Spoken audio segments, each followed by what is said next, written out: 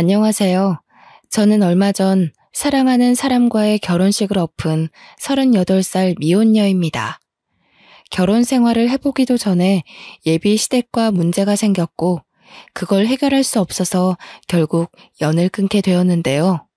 구체적으로 따지자면 저와 시댁 문제라기보단 친정 엄마와 예비 시모의 대립 때문이었죠. 이 두 분이 사돈이 되기도 전에 서로 의가상에 돌아설 수밖에 없었던 이유가 솔직히 다소 유치합니다.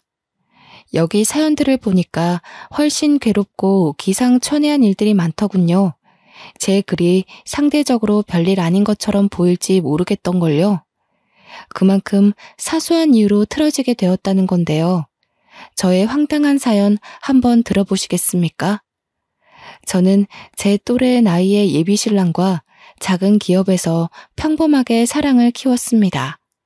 사내 연애였다는 거죠. 태생부터 날씬했던 저와 달리 예비 신랑은 선천적으로 덩치가 있는 사람이었는데 동그란 덩치와 어울리게 상당히 순둥하고 귀여운 성격을 가지고 있었어요.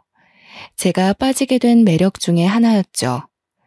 곰돌이 같은 남자를 좋아한 제게 예비 신랑은 안성맞춤이었고 그래서 제가 먼저 접근하여 만나게 된 거예요. 예비 신랑은 쑥스러움도 좀 많았는데 적극적인 제 표현을 늘 부끄러워하더라고요. 만나볼수록 사람이 거짓말도 잘 못하고 진정성도 있고요. 제가 좀 더 좋아해서 쫓아다녔던 기억이 여전히 생생하네요. 그만큼 좋아했어요. 결혼을 할 정도로 끌려서 프로포즈도 제가 먼저 했거든요. 솔직히 예비 신랑이 좀 소극적인 부분이 있어서 저를 부담스러워할까 싶었는데 다행히 제 프로포즈에 한 번에 응해서 안심했었죠. 우리는 상견례 날짜를 잡기 전 양가 댁에 같이 찾아가 먼저 얼굴을 비출 계획을 짰어요. 그게 예비 신랑 제안이었는데요. 우리 집에 먼저 들리자는 예비 신랑의 의견을 수용하여 저는 엄마와 날짜를 잡았고 우리 엄마를 만나러 가게 되었습니다. 우리 엄마는 계곡 주변에서 펜션을 운영 중인데 아빠와 일찍부터 사별하여 도시 생활을 정리하고 산 주변으로 빠져나와 살고 있던 중이었거든요. 저도 엄마가 쓸쓸할까봐 같이 살고 있어요. 직장과는 거리가 먼 편이라 교통이 좀 불편하긴 하지만 자차로 1시간 정도는 엄마를 위해서 헌신할 수 있잖아요. 지금은 펜션이 비수기라서 예비 신랑과 제가 인사드리러 가기 딱 좋은 시기였죠. 오느라 고생 많았어. 여기 길이 험해서 운전하는데 많이 힘들었지? 어여 앉아. 앉을 데가 마땅치 않네. 바닥에 좀 앉아도 되겠어? 엄마는 예비 신랑을 보고 첫인상부터 듬직하다며 아주 좋아해 주셨습니다. 예비 신랑도 엄마한테 잘 보이려고 원래 착한 성격을 더 착한 태도로 임하며 엄마 앞에서 바짝 긴장해 있었는데요. 그 모습이 얼마나 또 귀여웠는지 모릅니다. 엄마가 준비해주는 음식으로 간단한 식사를 하는데 예비 신랑은 가만히 있지를 못하고 계속 엄마를 돕더군요. 엄마가 가서 앉아 있어도 된다고 했는데도 엄마 뒤를 졸졸 따라다니면서 예쁜 짓을 알아서 잘도 했습니다. 저와 엄마가 보는 눈이 비슷했는지 엄마도 예비 신랑이 귀여워 죽는 겁니다. 안절부절하는 예비 신랑 모습에 엄마랑 둘이서 얼마나 배꼽 잡고 웃었는지 모릅니다. 그렇게 우리 엄마와 예비 신랑과의 첫 만남은 아주 좋았습니다. 예비 신랑도 엄마가 많이 웃어주니 좋은 사람 같다며 마음이 편했다고 하더군요. 예비 신랑이 예비 처가댁에 보여준 예의에 보답하고 싶어서 저도 예비 시댁을 뵙기 전 엄청 마음의 준비를 하였습니다. 잘 보여야 해서 머리부터 발끝까지 단정하게 풀세팅했고요. 남편에게 미리 시부모님의 정보를 따내 예상치 못한 일이 없도록 대비하려고 노력했죠. 그렇게 시댁을 방문하는 날이 되었을 때였습니다. 그동안 단련했던 마음가짐을 한 번 더 단단히 하며 예비 신랑을 따라 집 안으로 들어갔는데요. 예비 시댁 식구들을 보고 좀 놀랐던 건 다름 아닌 풍채였습니다. 예비 신랑한테 시부모님이 뭘 좋아하고 싫어하는지, 어떤 며느리 타입을 선호하시는지 이런 것만 물어봤지, 예비 시부모님 외관에 관해서는 전혀 생각도 못했거든요. 아마 매일 우리 엄마와 함께 지내다 보니 시댁도 우리 엄마 정도의 체격이라고만 생각했던 것 같아요. 일반 사람들 체격이 그러하니까요. 예비 신랑이 저보다 2배 정도 넓고 큰 사람인데 예비 시부뿐만 아니라 예비 시모까지도 예비 신랑과 비스무리한 체형이더군요. 풍채 때문인지 집이 넓은데도 상대적으로 좁고 사람이 더 거대해 보이는 느낌이 있었습니다. 솔직히 속으로는 그 덩치가 주는 압박감에 크게 당황했으나 저는 최대한 티를 내지 않고 밝게 인사를 드렸어요. 그랬더니 예비 시모가 인사는 받아주지도 않고 그저 소파에 앉은 채로만 저를 위아래로 훑고 있는 거 아니겠습니까? 예비 시부가 대신 제 인사를 받아주고 앉으라고 말해줘서 저는 제대로 예비 시모의 눈길을 피할 수 있었습니다. 아가씨는 우리 아들 어디가 좋아서 결혼하려는 거예요? 혹시 우리 아들이 둔해 보여서 부려먹을 생각으로 결혼하려는 건 아니죠? 저 착한 애 머슴처럼 옆에 끼고 살면서 결혼 생활 편하고 싶은 마음에 이 결혼하려는 거면 잘못 생각한 거라고 말해주고 싶네요. 아닙니다, 어머님. 저 대호 씨랑 결혼하는 거 그런 이유 아니에요. 솔직히 제가 더 좋아해서 남편한테 매달리는 실정이에요. 오해 없으셨으면 좋겠어요. 그건 결혼해봐야 알지. 입에 발린 말을 누가 못하겠어요? 그런데 아가씨 몸집으로 우리 대우 밥이나 차려줄 수 있을지 모르겠네요. 애 낳아서 키울 체력은 되려나? 어디 건강에 하자 있는 건 아니죠? 자, 그런 건 나중에 결혼해서 상의하면 될 일이고 애들 저녁 시간 맞춰서 왔는데 밥은 먹어야지. 식사 준비 다 해놨거든. 이쪽으로 오너라. 예비 시모는 제가 그냥 마음에 안 나봅니다. 끝까지 인사도 받아주지 않고 다짜고짜 하는 첫 대화가 저런 식이라 저는 또 당황할 수밖에 없었어요. 예비 신랑한테 왜 예비 시댁 성격을 묻는 걸 깜빡했는지 모르겠네요. 옆에서 예비 시부가 예비 시모를 말렸기에 망정이지 그 뒤로도 예비 시모는 몇 번이나 저를 못마땅해 하는 말들을 툭툭 던지더라고요. 제가 한마디 하면 수십 마디의 툴툴거림이 돌아오니 마음 놓고 애교를 부릴 수도 없고 잘 보이려고 연습한 갖가지 질문들도 대거 속으로 삼켜야 했죠. 좀 많이 가시방석이더군요. 그런데 웬만하면 제가 마음에 안 들어도 그걸 이렇게까지 티내야 하는 걸까요? 시댁 인사는 처음이라 잘 모르는데 다른 집도 인사 가면 시댁에서 이 정도로 솔직하게 티를 내는지가 궁금하더라고요. 보통은 그 상대가 자리를 비우거나 없으면 뒷담을 하지 않나 싶었어요. 어쨌든 그날의 식사 자리가 아주 힘들었다는 겁니다. 한 3시간 정도 있었던 것 같은데 기가 너무 빨린 채 집을 나왔어요. 그래도 다행인 건 예비 시모의 눈초리에도 제가 정말 많이 애써서 일부러 더 밝고 에너지 있게 그리고 예의 차려서 한결같이 행동했거든요. 그랬더니 예비 시모의 경계가 조금 풀린 게 느껴지더군요. 집을 나서기 전에 작별 인사를 하는데 예비 시모가 운전 조심하라고 인사를 해주길래 그제야 저는 긴장했던 마음이 씻은 듯 내려갔습니다. 본래 성격이 좀 퉁명스러운 편이신 것 같더라고요. 자기 아들의 배우자가 될 사람을 보는 거라서 저렇게 나를 세운 거라고 봐요. 예비 신랑은 그날 저를 집에 데려다 주면서 엄청 사과를 하더라고요. 식사하는 내내 눈치를 보더니 자기 엄마 성격을 말 못해준 게 미안해서 그랬나 봅니다. 그러면서 하는 말이 우리 엄마가 원래 뭐든 좀 부정적으로 생각해. 다 의심하고 불평하고 좀 그래. 미안해. 미리 말해줬어야 했는데. 당황스러웠지? 너무 상처받지는 말았으면 좋겠어. 엄마가 말을 예쁘게 못해서 그렇지. 계속 지내다 보면 자기한테도 시엄마로서 잘할 거야. 괜찮다니까 그러네. 이런 사람들 있으면 저런 사람들도 있는 거지. 나도 직장 생활 해봐서 알잖아. 그런 분들은 자기도 모르게 나오는 행동들이라서 다 이해해. 어머님도 본래 그런 분은 아니신 것 같던데. 우리 나올 때 인사 받아주는 거 못 봤어? 이런 식으로 차근차근 풀어가면 될 거야. 저와 예비 신랑은 끼리끼리 만난다는 말을 많이 들었는데요.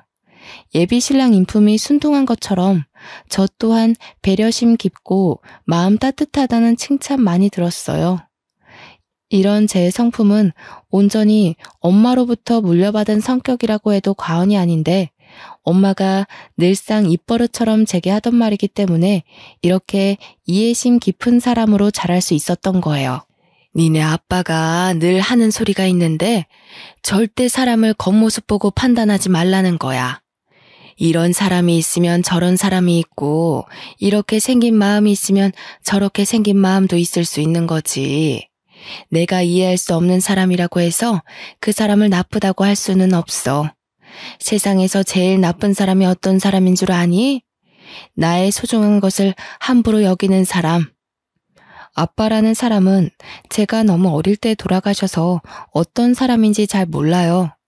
늘 엄마 입으로 들어서 아빠는 이런 사람이구나 하고 이미지를 상상했을 뿐이었죠. 제 생각이 맞다면 아마 아빠도 엄마처럼 좋은 사람이었을 거라고 봅니다. 양가 댁을 다녀오고 난 후 바로 다음 달 저희는 상견례를 잡기로 했습니다. 어차피 결혼식은 연말이었고 다른 준비는 차차 하면 되었거든요. 어른들께 인사드리는 건 최대한 빨리 하는 게 예의라고 보고 서로 날짜 되는 날을 찾다 보니 다음 달이 가장 빨랐죠. 저희는 양가 부모님께 약속 정보를 알려드린 후 분위기 괜찮은 일식집에서 상견례를 하게 되었습니다. 저희 엄마는 펜션을 운영하기 때문에 평소 편한 옷차림만 즐겨 입었는데 이번에 상견례를 위해 제가 옷 한 벌 맞춰줬는데요. 엄마랑 같이 손수 백화점까지 가서 구매한 브랜드 옷인데 그 옷을 입어봤을 때 직원들이 저희 엄마 보고 모델 같다고 너무 날씬하고 예쁘다고 엄청 칭찬해 주더라고요. 제가 봐도 엄마는 참 곱게 나이가 드셨어요. 험한 펜션 일을 하는데도 피부가 고우시고 주름도 나이에 비해 적었거든요. 외가 쪽이 대부분 다 피지컬이 좋은데 이런 것도 유전인가 봐요. 저도 엄마를 닮아 옷에 좋다는 소리는 좀 듣고 살았답니다. 엄마는 오랜만에 걸쳐보는 예쁜 옷을 입고 좋아라 했어요. 아무리 편한 옷을 선호한다고 해도 엄마도 여자잖아요. 우리 여자들은 예쁜 옷 보면 설레는 희한한 DNA가 있지 않습니까? 비록 이 예쁜 옷을 한번 입고 말지 모르나 저와 직원들이 진심으로 칭찬하자 엄마는 기분 좋아서 그 옷을 골랐죠. 칭찬받는 걸 쑥스러워하는 엄마가 문득 소녀같이 예뻐서 저까지 기분이 좋았던 쇼핑이었습니다. 예비 시댁의 경우도 저희와 비슷한 형편으로 평범하게 산다고 들었는데요. 그날 상견례 자리에서 본 예비 시모의 모습을 아직도 잊을 수가 없어요. 단정하게 연분홍색 투피스를 입은 엄마와 달리 예비 시모의 차림새는 분에 넘치도록 엄청 화려했거든요. 처음에 보고 인사드리는 것도 깜빡했을 정도로 엄마와 저는 잠깐 넋을 놓았습니다. 보통 상견례에서 삐까뻔쩍하게 하고 나타나진 않지 않나요? 예비 시모는 누가 봐도 나 돈 많아요. 이런 걸 티내고 싶은 사람처럼 입고 왔더라고요. 상견례 복장에 정답은 없다만 다소 당황스러웠어요. 예비 신랑도 외동, 저도 외동이라 상견례 자리는 꽤 단촐했습니다. 그래도 장소가 장소인지라 휑한 분위기는 아니었어요. 그렇게 바로 음식들이 들어오고 약간은 어색한 관계에서 예비 시부의 말로 자연스레 물꼬를 텄습니다. 펜션을 한다고 들었습니다. 성수기가 지나서 지금은 쉬엄쉬엄 하고 계신 거지요? 그것도 성수기 되면 만만하게 볼 게 아니더라고요. 아, 예. 지금은 좀 괜찮은데 성수기 때는 정말 말도 못해요. 계곡 오는 사람들이 얼마나 많은지 매년 놀란다니까요. 언제 한번 펜션 놀러 오세요. 제대로 대접하겠습니다. 예비 시부와 엄마는 사돈끼리 주고받을 만한 안부를 전하면서 조금은 어색한 기운을 거두려 애썼는데요. 정확히는 예비 시모 빼고 모두가 자리의 분위기를 위해 서로 조심하고 있었죠. 그러나 예비 시모가 뛰어들면서 상견례의 잔잔한 분위기가 큰 파동을 치기 시작했습니다. 이제 뭐 식구가 될 사이니까 한마디 해도 되겠지요, 사부인? 처음 볼 때부터 느낀 건데 우리처럼 나이 있는 사람들은 이렇게 어느 정도 풍채가 있어야 해요.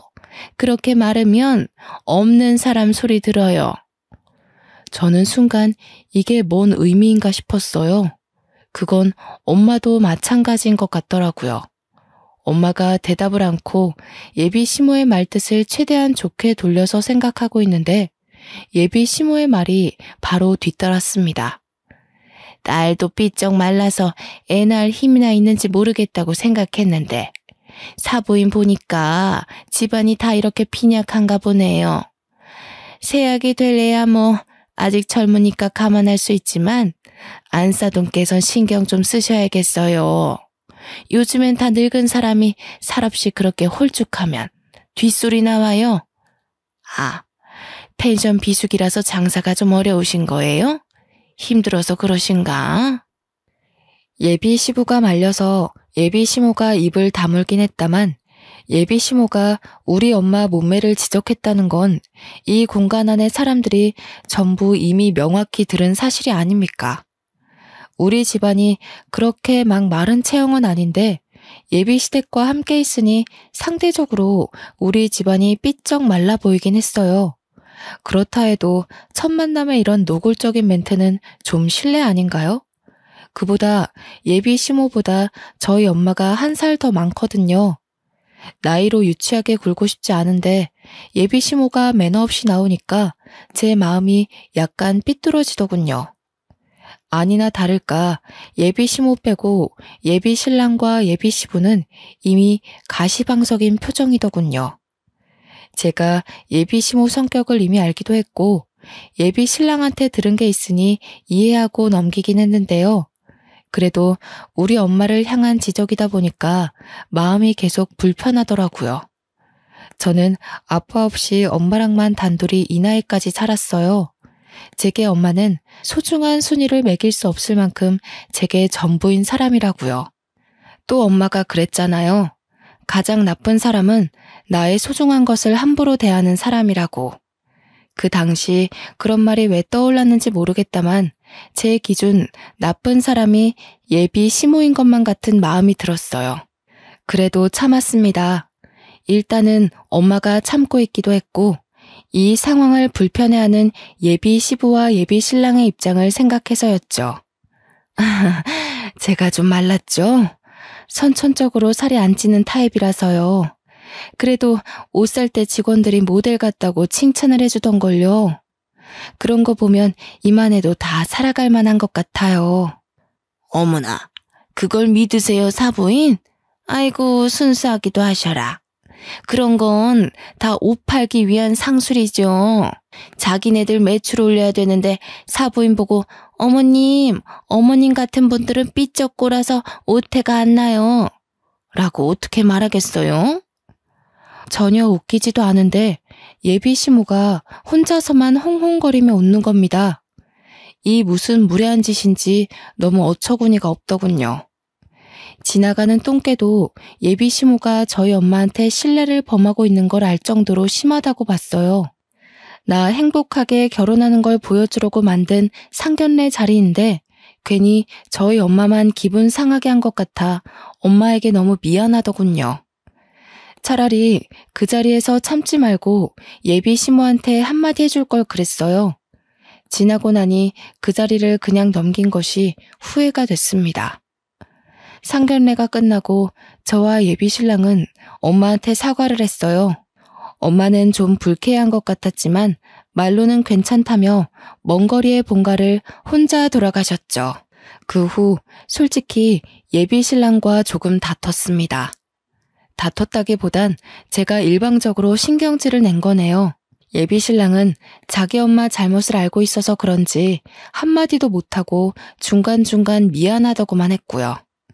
그러고 나서도 예비 시모한테서 근근한 시비가 있었지만 저와 예비 신랑의 결혼 준비는 무탈하게 계속 진행되었습니다. 예비 시모가 벌써부터 불편했으나 아직은 예비 신랑을 많이 사랑했기 때문이었죠. 웬만해선 예비 시모와 엄마를 마주치게 안 하고 싶었는데 결혼식에 입을 양가 부모님 옷을 선물로 드리려다 보니 어쩔 수 없이 또 한 번 만남을 가지게 되었는데요. 저는 이런 날을 만든 걸 지금도 뼈저리게 후회하고 있어요. 이날만 아니었다면 저희 엄마가 변을 당하는 일은 없었을 텐데 말입니다. 엄마는 이번에 롱치마와 가디건의 일상복을 입고서 서울로 왔고 예비 시모는 또 졸부처럼 한껏 치장하고 왔더라고요. 첫 만남으로 집에 인사 갔을 때만 해도 저희 엄마와 비슷한 류의 옷을 입고 있어서 몰랐는데 예비 시모는 밖에 나올 때마다 일어나 봅니다. 그게 또 낙인가 보다 하고 넘기려고 했는데 아니나 다를까 예비 시모가 또 참지 못하고 저희 엄마를 보고 입을 놀리는 겁니다. 각자 엄마 옆에서 나란히 걷고 있던 우리도 당연히 들을 수밖에 없었는데요. 어머, 사부인, 옷이 그게 뭐예요? 안 그래도 홀쭉한 사람이 그렇게 추리한 옷 입으니까 정말 없어 보이잖아요. 제가 지난날 뭐라고 했습니까? 우리처럼 늙은 사람들은 살집이 있어야 한다니까요. 예, 압니다. 그런데 뭐 보이는 게 중요한가요? 안사돈께서도 아실 거 아니에요? 우리 정도 되면 젊은 애들이랑은 달라서 혈액순환이 크게 중요하잖아요. 몸이 갑갑하면 좀 불편해서 저는 이런 편한 옷이 좋네요. 저희가 목적지에 도착할 때까지 예비 시모는 계속 자신과 우리 엄마를 비교하면서 엄마의 외관을 계속 지적질했습니다. 그걸 듣고만 있는데 한 번씩 화가 나더라고요. 솔직히 예비 시모 몸매가 누구를 지적할 만큼 훌륭하지 않거든요. 자꾸 우리 엄마 보고 말랐다고 뭐라 하는데 예비 시모야말로 그 몸집이면 비만 클리닉에 등록해야 할 정도라고요. 저와 엄마는 일이 커질까봐 참고 있는 거지 절대 예비 시모의 말이 맞아서가 아닌데 예비 시모는 끝을 모르고 자꾸 자기 몸매를 내세우기만 했어요.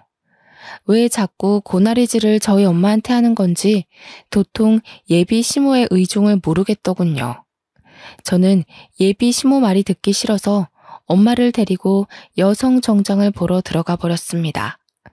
직원의 안내를 받고 엄마는 옷을 입어보기 시작했는데 예비 시모랑 예비 신랑이 멀찍이서 옷을 둘러보기만 하며 궁시렁대고 있더라고요. 엄마가 피팅룸에 있는 참에 저는 둘에게 다가갔죠. 어머님, 옷 좀 골라보셨어요? 어머님도 하나 골라서 디자인 한번 맞춰보세요. 저쪽에 거울 있거든요. 마음에 드시는 거 몇 개 골라주시면 저희가 봐드릴게요. 안 그래도 말할 참이었는데 요새 누가 이런 걸 입니? 촌스럽게. 이런 거 다 옛날식이야. 어쩜 이렇게 입고 싶은 스타일이 하나도 없을까? 보기 좋게 한복이나 한 벌 맞추면 될 걸 무슨 정장을 입는다고 유난인지 모르겠네. 너희 엄마는 정장이 좋다니? 한복을 입어야 삐쩍 마른 몸이 좀 가려질 텐데. 예비 시모야말로 한복으로 몸매를 가리고 싶었던 게 아닐까요? 입고 싶은 스타일이 없는 게 아니라 입을 수 있는 스타일이 없는 거 아닐까요? 저는 알고 있었어요. 예비 시모 사이즈를 맞추려면 어딜 가나 맞춤 정장을 해야 한다는 걸. 어쩔 수 없으니 그렇게 해줄 생각이었는데 예비 시모는 자꾸 다른 데 가보자고 하더라고요. 한복 매장 없냐면서요.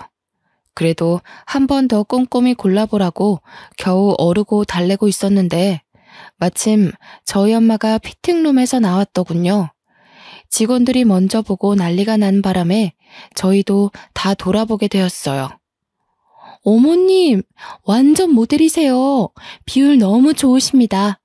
어머님 나이에 이런 세련된 감각 소화하기 쉽지 않은데 어쩜 이렇게 오태가 좋으세요? 정장 계통에서 딱 원하는 비율이세요. 멀리 있는데도 저희 엄마를 향한 이런저런 칭찬이 자자하더군요. 저도 어디 가서 옷에 좋다고 칭찬은 들어봤는데 저런 식으로 직원들이 한꺼번에 모여 칭찬을 하는 경우는 처음 봤습니다.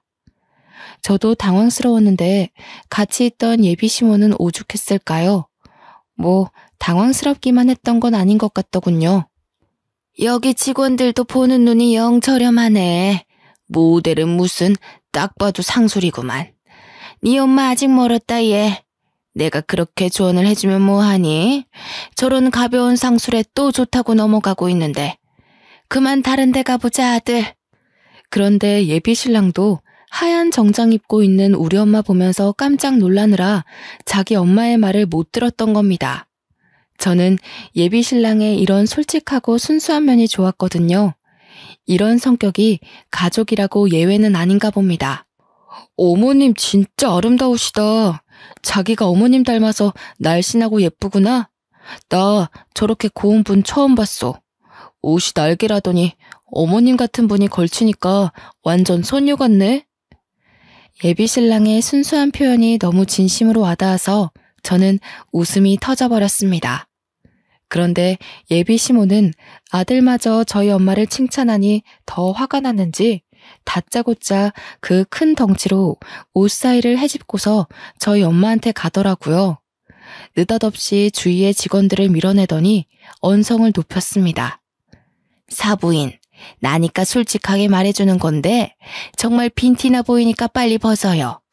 이렇게 나갔다간 누가 흉 볼까봐 겁나네. 내가 옷 파는 사람들 믿지 말라고 했죠? 얼른 나와요. 한복 보러 가게. 네? 다들 예쁘다고 하는데 왜 그러세요? 안사돈, 저는 이 옷이 너무 마음에 드는데요. 안사돈은 한복으로 하세요. 저는 다른 색상도 몇 개 입어보고 정장으로 할까 싶네요. 못 산다 못 살아. 제가 이런 거 다 상술이라고 했잖아요. 다 큰 어른이 그런 말도 못 거르고 어떻게 살아왔대요? 멀리서 애들이랑 지켜보는데 애들이 차마 말을 못하는 것 같길래 제가 나서서 알려주는 거라고요. 얼른 갈아입고 나와요. 이봐요 안사돈. 적당히 하세요. 차라리 질투가 나면 난다고 얘기를 해요. 안사돈께서 덩치가 크시니까 제 옆에 있을 때 상대적으로 더 거인 같아 보여서 이러시는 거 아닙니까? 저도 사람 볼 줄 아는데요. 부러워도 부럽다고 말 못하는 사람들이 딱 이럽디다. 다 늙은 사람이 유치하게 아직도 이런 걸로 시기를 해요? 뭐라고요? 거인? 무슨 그런 막말을 하시는 거예요? 빈약해서 병자 같은 게 뭐 예쁘다고 제가 부러워하겠어요. 착각도 유분수지. 내 어이가 없어서 정말. 아무리 그래도 우리 이제 2번밖에 안 본 사이인데 무례가 심하네요, 사부인. 제가 하고 싶은 소리네요. 서로 조심해야 할 사이에 왜 이렇게 선없이 구세요? 왜요? 안사돈은 어디 가서 오태 난다는 소리 못 들어봤는데 이런 거 처음 봐서 신기해요? 제발 저까지 유치해지게 만들지 마세요. 어머, 본색 드러내는 것 좀 봐. 살집 없어서 쭈글쭈글해질 사람 신기하고 말고 할 게 뭐 있다고. 그리고 제가 언제 선없이 굴었나요? 사부인이 선이 없는 거겠죠. 말이 아다르고 어다르다고 저는 조언을 한 거고 사부인은 저를 모욕한 거지요. 알았어요, 알았어. 확실히 덩치 때문에 목청도 크네. 공공장소니까 직원들 곤란하게 하지 말고 소란 그만 피웁시다. 아가씨, 이 옷 마음에 드네요. 그냥 이걸로 할게요. 엄마가 예비 시모를 무시하며 직원에게로 말을 돌리는데 일이 거기서 멈췄다면 우리 결혼이 말아먹진 않았을까요? 예비 시모는 쪽팔렸던 건지 억울했던 건지 얼굴을 확 붉히면서 자기를 돌아선 엄마의 어깨를 밀어버렸습니다. 말 그대로 말라서 힘이 없던 저희 엄마는 그 큰 덩치가 주는 파워에 못 이겨 휘청하고 엉덩방아를 찢고 말았죠. 제가 봐도 너무 사정없이 넘어가 버린 모양새였죠. 너무 놀랐던 저는 급하게 쫓아갔고 뒤따라온 예비 신랑도 예비 시모를 말렸어요. 저희 엄마는 넘어진 부위가 아픈지 몇 번을 앓다가 얼굴이 빨개져서 이게 뭐 하는 짓이냐고 소리를 질렀는데요. 거기다 대고 예비 시모가 하는 말이 참 기가 막히더군요. 아이고, 꽃이네. 그렇게 말라깽이처럼 삐쩍 마르니까 중심도 제대로 못 잡고 넘어지는 거예요. 좀만 더 나이 먹으면 걸어 다닐 수는 있겠어요? 나중에 10년 있다가는 요양병원에서 휠체어나 타셔야겠는데? 옷이 이쁘면 뭐하나? 사람이 다리도 튼튼하고 체격이 있어야지. 다친 사람 앞에서 저런 말을 할 수 있다는 게 저는 무척 충격이더라고요. 심지어 지금 예비 신부는 가해자예요. 그런데 끝까지 자기 잘못을 자각하지 못하고 엄마를 계속 지적하네요. 직원들도 이런 상황을 처음 봤는지 충격으로 놀라서 말을 잃은 것 같더군요. 모두가 나서서 급하게 저희 엄마를 부축해 주는데 엄마 상태가 생각보다 많이 안 좋아 보였습니다. 평소에 남의 도움받는 걸 마다할 만큼 씩씩한 엄마가 중심을 못 잡고 안 되겠다며 다시 주저앉아 버리더라고요. 꼬리뼈랑 허리가 너무 아프다고 하는데 다리에 힘이 쫙 빠져서 나중에는 앉아있는 것도 못하고 들어 누우셨습니다. 백화점 바닥이 대리석으로 되어 있기도 했고 피팅룸 주변에 낮은 선반들이 많았기에 잘못 부딪히면 골절될 만큼 위험한 환경이긴 했거든요. 저는 너무 놀래서 바로 119를 불렀어요. 그 와중에도 예비 시모는 궁시렁궁시렁 대고 있었는데요. 아이고 사부인, 오바 좀 하지 마세요. 그런 방법으로 나 한번 이겨 먹어보겠다고 그러는 것 같은데 산구석에서만 살아서 잘 모르나 봐요. 그런 것도 다 옛날식이에요. 좀 그만하세요, 어머님. 사람 다쳤는데 그런 식으로밖에 말씀 못하세요? 어머님 때문에 저희 엄마 다친 거잖아요. 어머님 덩치가 그렇게 사정없이 밀어버리면 세상 어느 사람이 안 다치겠어요? 도무지 참을 수 없어서 저 한마디 했거든요. 예비 시모가 제 버르장머리까지 논하면서 뒷목을 잡더군요. 그때 머지않아 구급대원 들어와서 엄마를 살피며 들것에 실었어요. 함께 있던 예비 신랑은 얼굴이 새하얗게 질리더니 지 엄마 등짝을 퍽퍽 때리는 겁니다. 예비 시모도 그때는 조금 큰일인가 싶었는지 구급대원한테 뭐냐고 진짜 다친 거냐고 슬쩍 묻는 겁니다. 저는 따라오겠다는 예비 신랑한테 화를 내면서 너네 엄마나 챙겨서 집에 가라고 해버렸습니다. 그렇게 근처 대학병원 응급실에 급하게 왔는데요. 엑스레이랑 간단한 검사를 마치고 의사를 대면했는데 의사가 꼬리뼈 골절이라고 하네요. 근육도 놀래서 이완주사랑 함께 약도 처방해주고 통증도 심할 테니 입원하고 누워만 있는 게 좋겠다고 해서 당일 입원 수속도 밟았습니다. 그리고 정신없어서 몰랐는데 엄마 머리까지 혹이 생겼더라고요. 아마 넘어질 때 머리도 부딪힌 것 같았어요. 그래서 추가로 MRI 검사까지 마쳤습니다. 그런데 저희 엄마가 진통제를 맞아도 꼬리뼈를 너무 아파해서 그 부분을 여쭤봤더니 의사는 아무래도 선천적으로 뼈가 약한 분이다 보니 충격에 더 영향을 많이 받았을 거라고 나중에 경과 보고 수술이 필요할 수도 있다고 하지 뭡니까. 저희 엄마 정말 건강하게 지내셨거든요. 혹시 자기가 저한테 짐이라도 될까봐 늘 건강관리를 해오시던 분이었어요. 한 번도 수술대 근처를 갈 일이 없던 게 저희 엄마인데 생판 남이나 마찬가지인 예비 시모 때문에 엄마 건강에 적신호가 생겼다고 하니까 참을 수 없이 화가 나더군요. 주체할 수 없는 분노에 예비 신랑한테 당장 전화했습니다. 우리 엄마 꼬리뼈 골절됐어. 넘어지면서 행거 쪽에 머리 부딪히는 바람에 혹도 생겼다고. 나 더는 못 참겠거든?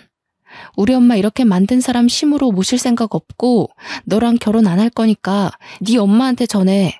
폭행죄로 고소할 테니까 경찰서 갈 준비하라고. 자기야, 제발 진정해. 내가 잘못했어. 우리 엄마가 그렇게까지 나갈 줄 몰랐는데 미안해. 내가 진작에 막았어야 하는데.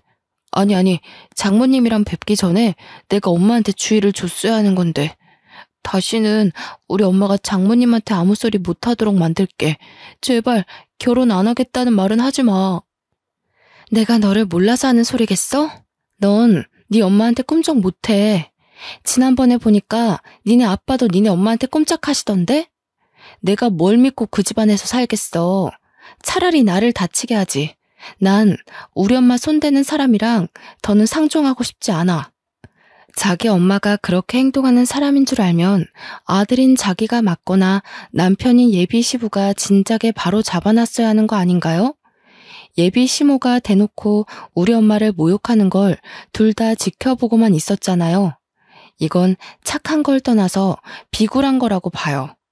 저딴 식으로 남들한테 피해주면서 자기 자존심 세우는 인간 말종인 아줌마나 그걸 말리지 못해 전전긍긍하며 기죽어 사는 남편이나 그걸 그대로 보고 자랐을 아들이나 다 결국엔 같은 근본일 거란 생각이 들더군요. 저도 저지만 저희 엄마를 저런 집안과 사돈맺게 할 수 없었습니다. 저는 엄마한테 쉬고 있으라고 한 뒤 백화점에 찾아가서 아까 매장 CCTV 영상 좀 보여달라고 했어요. 마침 사각지대도 아니었고 백화점이라서 CCTV 구도가 다방면으로 잘 되어 있더라고요. 그 화면에는 예비 시모가 우리 엄마 어깨를 밀어버린 게 적나라하게 나와 있었고 저는 그대로 휴대폰으로 찍어서 경찰서에 신고해버렸습니다. 폭행죄로 신고했더니 예비 시모는 조사받는 중이고 함께 따라온 예비 신랑은 저를 보자마자 무릎 꿇고 사정을 하기 시작하더군요. 자기야, 내가 이렇게 빌게. 제발 우리 엄마 좀 살려줘. 내가 평생 장모님 모시면서 효도할게. 우리 결혼하면 친정 가서 지내자. 응? 한 번만 더 장모님 소리 하기만 해봐. 당신 입에서 장모님 소리 들으면 네 엄마가 내 시엄마 된 기분이라서 별로거든? 제가 왜 봐줘야 합니까? 감히 우리 엄마를 다치게 했는데. 이게 무릎 한번 꿇는다고 될 일인가요? 나이 먹고 제일 약한 곳이 허리라는데 살면서 척추가 하는 기능이 얼마나 비중이 큰데 이러다가 허리 쪽으로 만성 통증 생기면 어쩌려고 그런 생각 없는 짓을 했답니까? 저희 엄마 평생 허리 치료하면서 주기적으로 병원 다녀야 할지도 몰라요. 자기 엄마가 큰 잘못을 했으면 인정하고 벌을 받게 해야지. 우리 엄마 상태 들여다보지도 않고서 무작정 자기 엄마 걱정만 주구장창하는 건 무슨 경우랍니까? 생각할수록 기가 차서 합의해달라는 예비 신랑의 꼴까지 보기 싫더라고요. 근데 더 기가 막힌 건 예비 시모의 태도였습니다. 아들아, 당장 일어나지 못해? 뭘 잘못했다고 무릎을 꿇어? 무릎 꿇을 가치가 없는 것들이야. 어디 젊은 것이 못된 것만 배워서 지 시엠이 될 사람을 경찰에 신고한단 말이니? 너는 이런 여자 뭐가 좋다고 아직도 결혼 타령이야? 말은 바로 하세요, 아줌마. 무릎은 아들이 아니라 아줌마가 꿇으셔야죠. 아직도 상황 분간 안 되세요? 우리 엄마 지금 수술해야 할지도 모르거든요. 제가 조만간 진단서 떼서 제출할 건데 그럼 아줌마 폭행죄로 안 끝나요. 상해죄로 더 큰 처벌 받는다고요. 아줌마? 기가 차서 정말. 니네 엄마가 홀쭉해서 뼈 부서진 걸 왜 내 탓하니? 그래서 내가 평소에 살 좀 찌우라고 한 거야. 다 늙은 지엠이 건강 생각해줬으면 고맙다고 엎드려서 절이나 할 것이지. 버르장머리 없게. 뭐가 그렇게 잘나서 자꾸 자기 몸매 과시하는지 모르겠는데요. 아줌마 건강이야말로 급해 보이거든요. 아들한테 어디 가까운 비만 클리닉 좀 등록해달라고 하세요. 아줌마 처음 봤을 때 정말 굴러다니는 줄 알고 놀랐어요. 솔직히 제가 본 사람 중에 아줌마가 제일 뚱땡이거든요. 조금 유치해 보일지라도 그게 예비 시모한테 잘 먹히는 것 같아 저는 더 유치하게 몰아붙였어요. 그랬더니 지켜보던 형사님들이 몇 분 웃으시더라고요. 예비 시모 얼굴은 이미 빨개질 대로 빨개졌고요. 경찰서에서 가장 우스운 다툼을 한 뒤 며칠이 지났는데요. 제가 엄마 간병하는데 일주일이나 지나서야 예비 신랑이랑 예비 시모랑 예비 시부가 사과하기 위해 얼굴 비추러 왔더군요. 그동안 일부러 오라고 독촉도 안 했어요. 어차피 고소 취할 생각도 없고 제가 굳이 나서서 골칫거리를 끌고 올 필요가 없었으니까요. 찾아왔길래 꼴도 보기 싫어서 인사도 안 했더니 머뭇거리고 있던 예비 시모 옆에서 예비 시부랑 예비 신랑이 사과 안 하냐고 엄청 쪼으더군요. 사과하면 될 거 아니야. 저기 사부인 미안해요. 나는 거기서 그렇게 힘없이 넘어질 줄 몰랐지. 내가 진짜 살짝 밀었거든. 정말 오해야. 내가 뭐하러 사람 다칠지도 모를 짓을 하겠어. 저기 아줌마, 지금 변명하러 온 거예요? 아줌마는 잘못할 의도가 없어졌는데 우리 엄마가 넘어지는 바람에 고소당해서 억울하다. 뭐 그런 얘기가 하고 싶은 거예요? 왜 찾아오신 거예요? 어처구니가 없어서 따져드니까 예비 시부랑 예비 신랑은 아무 말도 못하고 있고 예비 시모만 비죽거려가며 미안하다고 우물쭈물 또 사과를 하는 겁니다. 그때 지켜보던 엄마가 한마디 얹었는데요. 반성 좀 하셨어요? 안사돈께서 잘못하신 건 저를 다치게 해서 고소받은 것만이 아니에요. 상대방을 겉으로 판단하고 조언을 가장해 멸시를 한 거, 그럼에도 잘못을 자각 못하고 목소리 높이는 뻔뻔함, 그게 잘못됐다는 거예요. 다시는 어디 가서 그러지 마세요. 아니 근데 삐쩍 꼴아있는 사람만 보면 이렇게 다치기 쉬우니까 살 좀 찌우라고 한 것뿐이에요. 사부인이 너무 말라서 그렇지 살만 좀 있었으면 이 지경까지는 안 다쳤겠지요. 이 말을 듣고 있던 옆 침대 환자들이 혀를 끌끌 차기 시작했습니다. 저희 엄마가 병원 입원한 지 일주일 만에 병실 환자들이랑 친해졌는데 보호자들까지 전부 저희 엄마가 왜 입원했는지 사정을 알고 있거든요. 그년 낯짝 한번 보고 싶다면서 다들 제 일처럼 성내주셨는데 이렇게 낯짝을 보게 된 거죠. 아이고 참네. 아지매요. 뭘 몰라서 그러는데 우리 나이에 아지매처럼 암소만 하면 골병 듭니다. 젊은 것들이야 젊어서 병을 이길 힘이나 있지. 우리같이 늙은 사람들이 그럴 힘이 있겠어요? 오래 살고 싶으면 관리 좀 하소. 아줌마 정도면 고도비만일 텐데 혈압 높지요? 조만간 당뇨라도 생기겠구만. 풍채 좋다는 말은 아줌마 같은 몸을 보고 하는 게 아니에요. 아줌마는 그냥 뭐 뒹글뒹글 굴러다닐 몸이네. 뚱뚱한 게 자랑은 아니지 않나요? 오히려 이쪽 분이 몸에 장근육도 있고 건강하던디. 의사 선생님도 이 짝 보고 평소 운동신경이 있는 덕에 이만한 거라고 하더이다. 어이가 없어서 원. 무슨 운동신경이요? 말라 비틀어진 인형같이 쓰러지더니만 참나 웃겨. 아직 상황 파악이 안 되시나 본데 세 분 다 무릎 꿇고 사정해도 모자라요. 형사고소 들어갔다면서요? 합의 안 되면 벌금 많이 물 텐데. 치료비까지 물어야 돼요. 돈 없으면 징역살이 할지도 모를 판인데 지금 그렇게 장난식으로 사과할 게 아니에요. 돈도 없는 사람들 같구만. 아줌마, 이 병원 오는데 메이커 덕지덕지 얹고 온 거 보니까 돈 많은 척 보이고 싶었나 본데 우리 아들이랑 며느리가 여기 의사거든요. 요즘 돈 많은 사람들 그렇게 안 입어요. 더 감추지. 병실 내 환자랑 보호자분들이 전부 저와 저희 엄마 편을 들어서 적극적으로 공격을 해주는데 너무 속이 시원하더라고요. 아무 말도 못하고 표정 썩어있는 예비 시목골이 참 보기 재밌었어요. 더 할 말 없으시면 나가주시겠어요? 여기 환자분들 안정 취해야 되는데 그 큰 덩치로 입구를 막고 있으니까 보기만 해도 영 피로해서요. 이제 법적으로 해결할 일만 남았으니까 볼 필요도 없을 것 같은데 앞으로 찾아오는 일 없도록 해주세요. 아무 말 못한 예비 시모는 자존심 무척 상해하면서 먼저 병실을 박차고 나갔습니다. 예비 시부랑 예비 신랑은 저희한테 미련이 있는 것 같았는데 저는 끝내 돌아보지 않았죠. 저런 아줌마가 제 시모가 되었을 생각만 하면 자다가도 벌떡 일어날 지경이에요. 결혼이란 거 남편 하나 보고 할 수 있다고 생각했는데 역시 결혼은 집안 문제였네요. 그 후로도 저희 엄마는 한 달 넘게 입원 중입니다.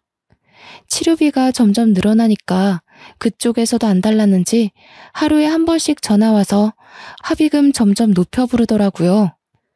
절대 합의해줄 생각 없어요. 저희 엄마 허리가 하루아침에 일이 망가졌는데 그깟 돈으로 상황 무마시키는 건 말이 안 되니까요. 잘못을 했다면 그 대가가 얼마나 무서운지 느껴봐야 다시는 이런 짓 안 할 거 아닙니까? 진심으로 반성해도 봐줄까 말까인데 돈이면 다 되는 줄 아는 저 신보도 참 마음에 안 드네요. 합의고 뭐고 10년이 걸려도 안 해줄 생각입니다. 제 사연 읽어보니 어떠신가요? 다소 아이들 싸움 같기도 하죠. 저도 예비 시모 같은 유치한 사람 처음 봤거든요. 지나서 생각하니까 이젠 헛웃음이 나오네요. 만약 우리 엄마가 그런 사람이었다면 어디 얘기하기도 쪽팔렸을 거예요. 저주하는 건 아니지만 그 집이 어디와 사돈 맺는 일은 없었으면 좋겠어요. 상대 며느리 집 망할 일 있나? 현재는 엄마는 펜션을 잠시 접고 서울에 전세 하나 얻어서 저와 같이 살고 있습니다. 허리 때문에 무리한 일은 잠깐 쉬기로 했거든요. 엄마 허리가 최대한 나을 때까지 제가 잘 보필하며 지내고 있어요. 다들 사랑에 눈 멀어서 이상한 사람 걸을 수 있는 기회를 놓치는 그런 짓은 하지 마세요. 지금까지 제 사연 읽어주셔서 감사합니다.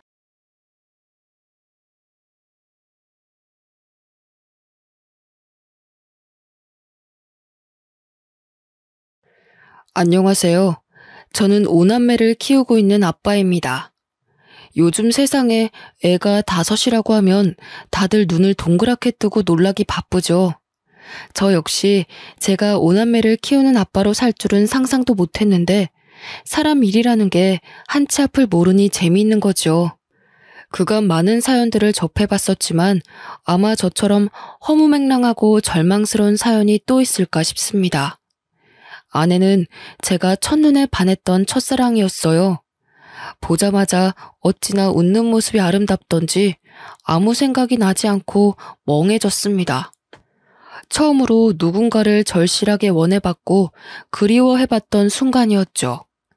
저 사람이 아니면 정말 안 될 것 같다는 생각 때문에 저는 아내의 마음을 얻으려 많은 노력을 했었습니다. 그런 제 마음이 아내에게도 닿은 건지 간절한 제 마음을 받아줘 저희는 소중한 연인이 되었어요. 아내와의 연애는 그저 황홀했고 행복했습니다. 이상형의 첫사랑이던 아내와의 1분 1초는 말할 것도 없었죠. 그렇다고 또 저만 과하게 사랑한 건 또 아닙니다. 아내 역시 저 못지않게 제게 많은 사랑을 주었고 저희는 남부러울 것 하나 없이 행복한 나날을 보냈어요. 서로가 사회에서 성장해 나가는 모습들을 가장 가까이에서 지켜보며 응원을 해주며 사랑을 키워갔습니다. 긴 시간을 함께하던 끝에 저희는 결혼을 했고 첫사랑과의 결혼이라는 타이틀에 많은 이들의 부러움을 사게 되었죠. 긴 연애 끝에 한 결혼이었음에도 결혼 후 달라진 건 없었습니다.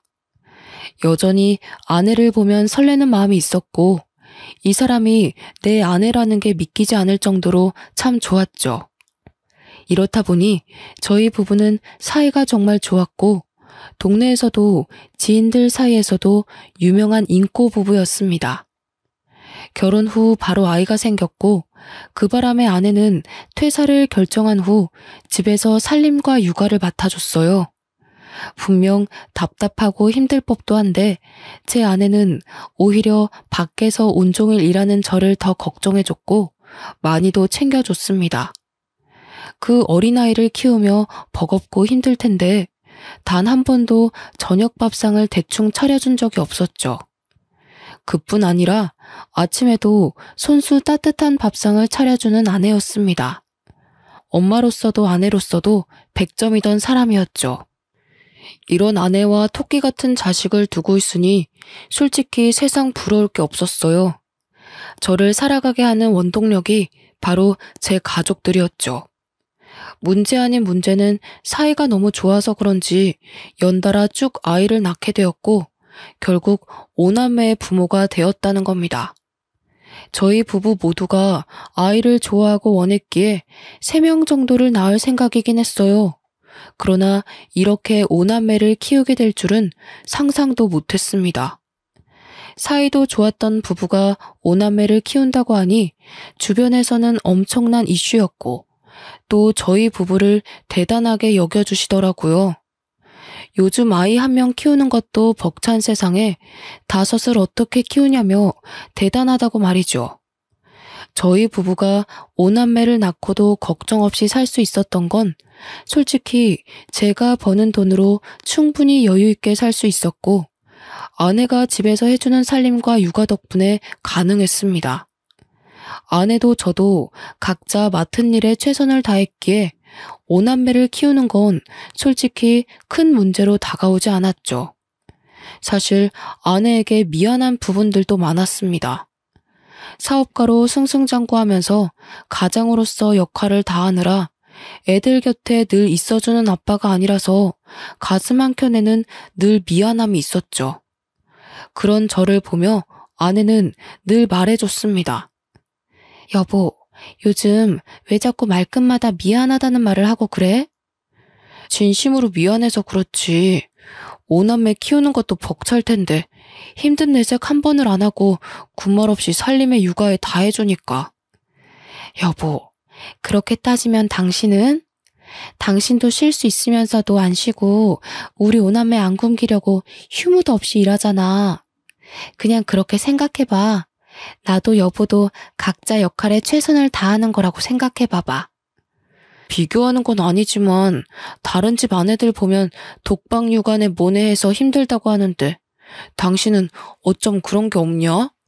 정말 고마워 여보. 에이, 솔직히 5남매에 나까지 먹여 살리려고 노력하는 무거운 당신 어깨만큼 힘들까? 나야 뭐 애들 보고 집에서 살림하는 게 전부인데 뭐. 당신이야말로 늘 고마워. 아내는 정말 외모만큼이나 마음씨도 훌륭했습니다. 이런 아내가 있으니 제가 더 열심히 할 수밖에 없었죠. 그렇게 아내와도 결혼 18년 차가 되었고 이맘때쯤 사업이 더 바빠져서 아내와 소통을 자주 못했습니다. 밤낮 없이 밀려오는 일들을 해결하는 게 꽤 힘들었어요. 이전에는 아무리 바빠도 아내랑 연락할 시간은 있었고 저녁에 잠깐이라도 집에 가서 밥 먹으며 가족들과 시간을 보내고 다시 나와서 일을 했는데 이제는 그럴 수도 없었습니다. 전국을 돌아다니는 일이 자꾸만 생겼고 마음이 쓰였죠. 아무래도 아내에게 아이들 전부를 맡겨두고 제가 자꾸 밖으로 도는 기분이 들었거든요. 아내는 괜찮다며 일이 바쁜 건 좋은 거라고 해줬지만 점점 지쳐가는 아내의 얼굴이 보였습니다. 저 없이 5남매와 사는 게 당연히 힘들 걸 알지만 변해가는 아내의 모습은 왠지 낯설고 생소했어요. 여보, 나야. 연락이 너무 늦었지? 미안해. 밥은 먹은 거야? 애들은 자? 응, 먹었고 다 재웠어. 정말 힘들었겠다. 미안해. 요즘 왜 이렇게 출장 갈 일이 생기는지 모르겠네. 애들은 별일 없지? 내가 다 보고 있는데 별일 있을 게 뭐가 있어, 새삼스럽게. 뭘 그런 걸 물어보고 그래. 왜, 내가 애들 제대로 안 볼 것 같아? 아니야 여보, 그런 뜻이 아니야. 당신 오늘 너무 힘들었구나. 끊을 테니까 얼른 쉬어. 내일 보자. 왜? 내가 예민한 것 같아? 할 말 있으면 똑바로 말을 해. 사람 짜증나게 하지 말고. 아니야 여보, 그런 거 아니라 요즘 나 바빠지고 나서 당신이 너무 힘든 게 느껴져서 마음이 불편해. 그냥 힘들면 힘들다고 말해줘 여보. 가정부나 시터를 고용하던가 뭔가 방법을 찾아보게. 내 살림은 내가 한다고 했지. 그리고 내 새끼들을 왜 남한테 맡겨? 내가 알아서 한다는데 왜 그러냐고, 왜? 그래, 알겠어, 여보. 오늘은 우선 쉬고 내일 얘기하자. 한 번만 더 그딴 소리 해봐. 가만 안 둘 거야. 아내는 확실히 변했습니다. 아무리 화나는 일이 있어도 절대 소리치는 성격이 아니었는데 이때쯤은 조금만 뜻이 달라져도 막 소리를 지르며 사람을 당황시켰죠. 이런 아내의 달라진 모습이 화가 나는 게 아니라 너무 미안했습니다. 오죽 힘들었으면 18년 만에 처음으로 저런 모습을 보일까 싶었거든요. 이런 아내의 변화는 그저 제 마음을 아프게 할 뿐이었고 어떻게든 가정에 소홀하지 말자는 생각을 했습니다. 그래서 저는 그 바쁜 와중에도 무조건 지방에 갔다 와도 집으로 돌아왔고 집에서 보내는 시간을 많이 만들려고 노력했어요. 아무래도 제가 집에 있으면 오남매가 아내를 귀찮게 하지 않으니 쉴 수 있었죠. 전 아내에게 그런 쉼의 시간을 주고 싶었고 제 마음이 닿은 건지는 모르겠지만 제가 집에 있으면 아내는 늘 안방에 들어가 침대에 누워버렸습니다. 그런 모습에 내심 서운할 때도 있었지만 얼마나 지치면 그럴까 싶어서 아무 말도 하지 않았어요. 18년차 부부라고 하기에는 저희 부부는 아직도 서로 조심하는 부분들이 많았습니다. 18년차가 되면 어느 정도 서로 편해지기도 하고 각자 사생활을 존중해주는 부부들이 많지만 저희는 그렇지 않았죠. 그래서 주위에서 이런 말도 많이 들었습니다. 첫사랑과 결혼하면 18년이 지나도 설레냐는 둥, 여전히 아내가 그렇게 좋냐는 둥 말이죠. 그런데 꼭 첫사랑과 결혼해서 그런 것 같지는 않고 제가 아내를 위하는 마음이 크다 보니 조심스러웠고 그런 제 마음을 아내도 따라줘서 가능했던 것 같습니다. 어떤 문제도 없이 평탄하게 달려온 결혼 생활은 갑작스럽게 금이 가기 시작했어요. 아내가 이상하게 점점 집안일에 소홀해지는 게 느껴졌죠. 처음에는 대수롭지 않게 여겼습니다. 그러나 상황은 정말 심각했어요. 하루는 일을 하고 있는데 애들 학원에서 전화가 온 겁니다. 아, 네. 여보세요? 유니, 미니 아버님 맞으시죠? 네, 맞는데 누구시죠? 아, 네, 아버님. 여기 유니, 미니 학원인데 어머님이 오늘 픽업을 안 오셔서요. 쌍둥이들 집으로 데려다 주면 되는 걸까요? 네? 애들 엄마가 픽업을 안 갔나요? 우선 제가 20분 내로 애들 데리러 갈 테니 잠시만 부탁드릴게요. 죄송합니다. 오남매를 키우며 단 한 번도 이런 일은 없었습니다. 심지어 아내가 몸져 누워도 아이들 픽업은 꼭 본인이 고집해서 했던 일이죠.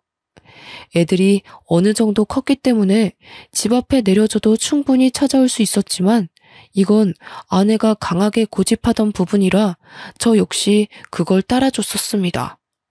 그런 아내가 셋째, 넷째 쌍둥이들 픽업을 안 갔다고 하니 놀라웠어요. 저는 급하게 애들 학원으로 가며 아내에게 수차례 전화를 했습니다. 5통째가 되니 그때서야 아내가 전화를 받았죠. 여보, 무슨 일 있는 거야? 지금 어디야? 둥이들 학원에서 전화 왔더라고.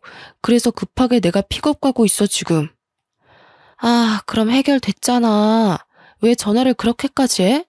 당신 의처증 있어? 뭐? 뭐라고 한 거야, 지금? 의처증이라니. 당신이 한 번도 이런 적이 없는데 전화도 안 받으니 놀랄 수밖에 없잖아. 내가 애야? 애도 아닌데 뭘 그렇게 걱정을 하는데. 나한테 집착 좀 하지 마. 숨 막혀 죽겠으니까. 당신 정말 말을 그렇게밖에 못해? 어떻게 그럴 수 있어? 그 짧은 시간 동안 내가 얼마나 걱정했는 줄 알아? 알겠다고. 근데 가고 있다며. 근데 어쩌라고. 뭐?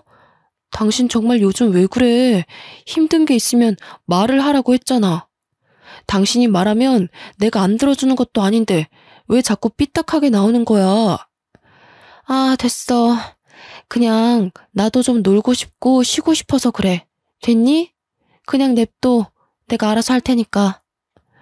그런 무책임한 소리가 어디 있어. 당신이 놀고 싶고 쉬고 싶으면 애들 케어를 누가 해?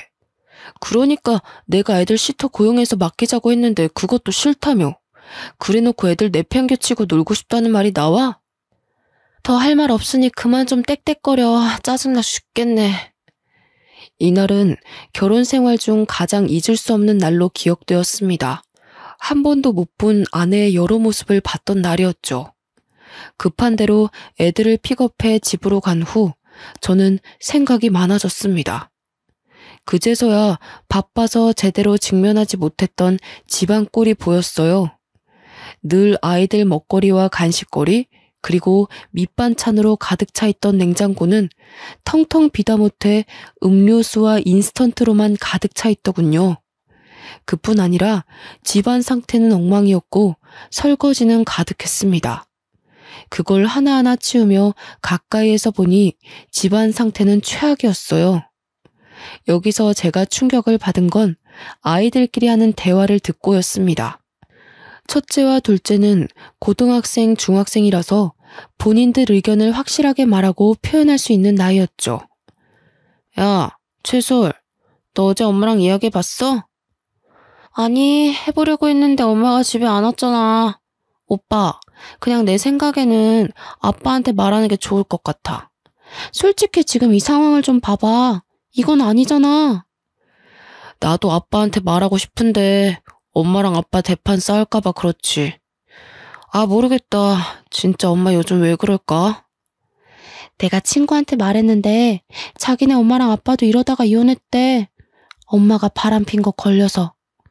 야, 최솔, 말 함부로 하지 마. 네 친구네 집이랑 우리 집이랑 같아? 엄마는 그냥 잠깐 방황하시는 거겠지. 엄마가 그럴 사람이냐? 아니, 솔직히 난 이상한 게 한두 가지가 아니야. 오빠는 남자라서 잘 모르겠지만 뭔가 동생들도 다 뭔가 아니야, 됐다. 첫째와 둘째의 대화는 머리를 한 대 얻어맞은 것처럼 충격적으로 다가왔습니다.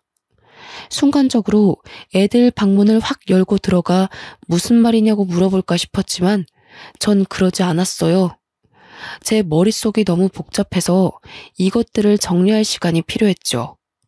생각해보니 아내는 단 한 번도 본인 입장을 내세워 본 적이 없었습니다. 늘 제가 원하는 대로 하려고 했고 아이들이 원하는 대로 살았던 사람이었죠.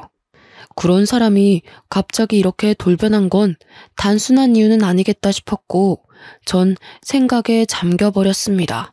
어쩌면 아내가 저에 대한 마음이 식어버려 더는 결혼 생활을 유지하고 싶지 않을 수 있겠다는 극한의 상황까지 가버렸죠. 하지만 멍청하게도 저는 아내에 대한 마음이 변한 게 하나 없었고 아내가 저렇게 된 게 전부 제 탓 같았습니다.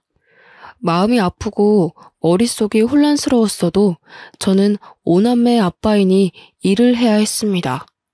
복잡한 심경은 잠시 뒤로 하고 다시 일에 집중하며 살았어요. 여전히 아내는 밖으로 돌았고 첫째와 둘째가 막내까지 돌보고 있다는 사실을 알게 되었습니다. 결국 아내의 의견을 듣지 않고 가사 도우미와 베이비시터를 고용해 아이들을 맡겼죠. 아내에게 대체 왜 그러냐고 따져 묻고 싶어도 너무 바빠서 그럴 시간도 없었고 아내랑 마주할 시간도 없었어요. 분명 아내도 베이비시터와 가사 도우미를 고용한 걸 알 텐데 제게 아무 말도 하지 않는 걸 보고 절망했습니다. 이제 정말 걷잡을 수 없을 정도로 아내와 멀어진 기분이 들었죠. 조금만 지나면 제가 숨 쉴 틈이 생기니 그때가 되면 아내에게 대체 왜 그러냐고 물어보려던 참이었어요. 그러던 어느 날 첫째에게 연락 한 통을 받았고 모든 게 무너지는 기분이었습니다. 다급하게 통곡을 하며 전화가 왔고 그 전화 내용은 셋째가 교통사고가 났다는 연락이었죠. 놀란 마음에 엄마는 어디 있는지 물어볼 새도 없이 정 곧장 병원 응급실로 향했습니다. 그렇게 도착해보니 첫째와 둘째가 울며 의식 없는 셋째 곁을 지키고 있었고 병원 관계자들은 저를 보며 보호자가 맞냐고 묻는데 정말 하늘이 무너지는 기분이었어요. 셋째가 사고가 났는데 보호자인 애엄마가 연락 두절이라 애들이 이러지도 저러지도 못했더라고요. 제게도 물론 전화를 했으나 전 회의 중이라 아예 받지도 못했습니다. 그 긴 시간 동안 애들끼리 얼마나 무섭고 불안했을지, 또 셋째는 얼마나 아팠을지 생각하면 가슴이 찢어지는 기분이었죠. 정신이 없었지만 차근차근 해결해 나가려 정신을 딱 붙잡았습니다. 그런데 또 충격적인 얘기를 들어야 했어요. 보호자분, 환자분과 보호자분 수혈 적합 검사를 실시해 보았는데 수혈 자체가 불가능하세요. 지금 환자분 혈액 수치가 너무 떨어져서 B형의 혈액을 구해서 응급 수혈해야 되거든요. 여기 보호자가 수혈 동의서 작성해 주셔야 되세요. 네? 왜 수혈 검사가 안 되는 거죠? 아니, B형이요? 제가 윤이랑 혈액형이 같은데 무슨 말씀이세요? 윤이 A형 아닌가요? 네? 아니에요. 방금 검사실에서 연락받았는데 최윤님 B형이라고 확인받았습니다. 혹시 A형으로 알고 계셨어요? 일단 수치가 계속 떨어지니 서명 좀 바로 부탁드려요. 저는 정말 당황스러웠습니다. 우리 셋째가 B형이라니. 저랑 아내는 모두 A형인데 어떻게 B형이 나올 수 있겠습니까? 그제서야 셋째가 저와 닮은 구석이 없는 게 눈에 보이더라고요. 그러나 아내는 닮은 구석이 있기도 했고 오남매가 각자 다르게 생겼으니 그럴 수 있겠지 생각하며 살았습니다. 외적으로는 닮은 게 없었지만 살다 보니 뭔가 저랑 비슷한 구석들이 보였거든요. 아니, 더 정확하게는 애초에 친자가 아닐 거라는 의심을 해본 적이 없었죠. 셋째와 저의 유전자 검사를 진행하는 과정에서 혹시나 하는 마음에 오남매 전부 친자 검사를 실시했습니다. 사실 두려웠어요. 이미 셋째는 제 친자가 아닌 걸 알게 되었고 셋째가 쌍둥이니까 넷째도 친자가 아니라는 소리였죠. 그런데 혹시라도 오남매 중 한 명도 내 핏줄이 없다면 이 상황을 어떻게 헤쳐나가야 할지 모르겠더라고요. 그리고 대체 아내가 왜 이런 짓을 한 건지 납득할 수 없었습니다. 떨리고 두려운 마음으로 오남매의 친자 검사를 모두 했고 믿고 싶지 않은 결과를 확인하고 손이 떨리기 시작했습니다. 어떻게 5아이 모두가 친자가 아니라는 결과가 나올 수 있을까요? 저는 아직도 믿기지 않습니다. 결과가 확실하냐고 몇 번이나 되물었죠. 참 믿기지 않았던 게 저희 부부는 사이도 좋았고 자연 임신을 수도 없이 시도를 했습니다. 그렇기에 오남매를 무리 없이 낳아서 키울 수 있던 건데 친자가 아니라니요. 여태 자연 임신을 시도했던 건 대체 뭔가 싶었고 저는 혼란 속에 비뇨기과로 향했습니다. 말을 꺼내기도 어이가 없고 수치스러웠지만 정확히 알아야 했어요. 그러자 의사는 제게 놀라운 말을 해줬죠. 최준호 씨, 혹시 모르셨던 건가요? 네? 제가 뭐를 몰라요? 그냥 말씀해 주세요. 아니, 최준호 씨 무정자증이신데 오남매를 키우신다고요? 그럴 수가 없거든요. 네? 제가 무정자증이라고요? 그럼 자연임신을 수차례 시도했어도 애초에 불가능이었다는 거죠? 그렇죠. 무정자증이셔서 애초에 아이를 갖는 건 무리신데. 아무래도 아이들 친자 검사를 해보는 게 좋으시겠네요. 말을 하면서도 제 마음이 무겁네요. 놀랍게도 저는 아이를 가질 수 없는 무정자증이었습니다. 애초에 자연임신을 그렇게 시도했어도 불가능했던 거였죠. 의사의 말을 듣고 나니 모든 퍼즐들이 하나씩 맞춰지기 시작했습니다. 동시에 아내에 대한 증오스러운 마음이 점점 커지기 시작했고 왜 제게 이런 일까지 벌였는지 이유가 알고 싶었어요. 아내를 만나러 가기 전 생각을 정리할 시간이 필요했습니다.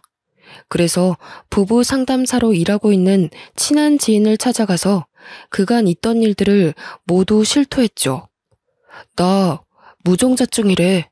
그리고 우리 오남매 전부 내 친자가 아니라더라. 이번에 셋째 교통사고 나서 수혈을 해야 했거든. 그래서 내 피 주려고 병원에 말했더니 친아빠가 맞냐고 하더라. 혈액형이 다르다고. 참, 뭐야? 너 이거 사실이야? 친자 검사를 해본 거야? 5명 전부 해봤더니 5남매 전부 내 친자가 아니래. 나는 지금 이것도 충격이지만 대체 그 사람이 왜 나한테 그랬는지 너무 알고 싶어. 나는 몰랐어도 본인은 알았을 거 아니야. 그런데 어떻게 18년을 감쪽같이 속이고 살았을까? 이건 보통 일이 아닌데? 너 괜찮냐? 하도 어이가 없고 충격적이라서 눈물도 안 나온다. 그냥 집사람이랑 대면을 해야 하는데 그 입에서 무슨 말이 나올까 무서워. 나랑 결혼 생활을 하는 내내 외도를 했다는 거잖아. 맞지? 준호야, 내 말 잘 들어.